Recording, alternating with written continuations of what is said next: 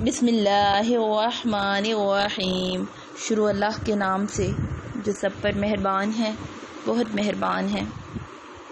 وَلَن تَرْضَىٰ عَنكَ الْيَهُودُ وَلَا النَّصَارَىٰ حَتَّىٰ تَتَّبِعَ مِلَّتَهُمْ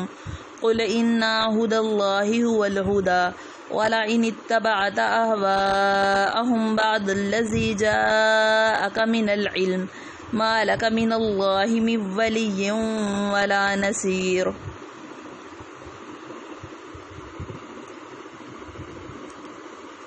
اور یہود و نصارہ تم سے اس وقت تک راضی ہرگز نہیں ہوں گے جب تک تم ان کے مذہب کی پیروی نہیں کرو گے۔ کہہ دو کہ حقیقی ہدایت تو اللہ ہی کی ہدایت ہے، اور تمہارے پاس جو علم آ گیا ہے، اگر کہیں تم نے اس کے بعد بھی ان لوگوں کی خواہشات کی پیروی کر لی تو تمہیں اللہ سے بچانے کے لیے نہ کوئی حمایتی ملے گا، نہ کوئی مددگار۔ اگرچہ حضور رسالت مآب صلی اللہ علیہ وسلم سے یہ بات ناقابل تصور تھی کہ آپ کفار کی خواہشات کے پیچھے چلیں، لیکن اس آیت نے فرض محال کے طور پر یہ بات کہہ کر اصول یہ بتلا دیا کہ اللہ کے نزدیک شخصیات کی اہمیت اور ان کی ذات کی وجہ سے نہیں بلکہ اللہ کی اطاعت کی وجہ سے ہے۔ حضرت ساری مخلوقات میں سب سے افضل اسی بنا پر ہے کہ اللہ کے سب سے زیادہ فرما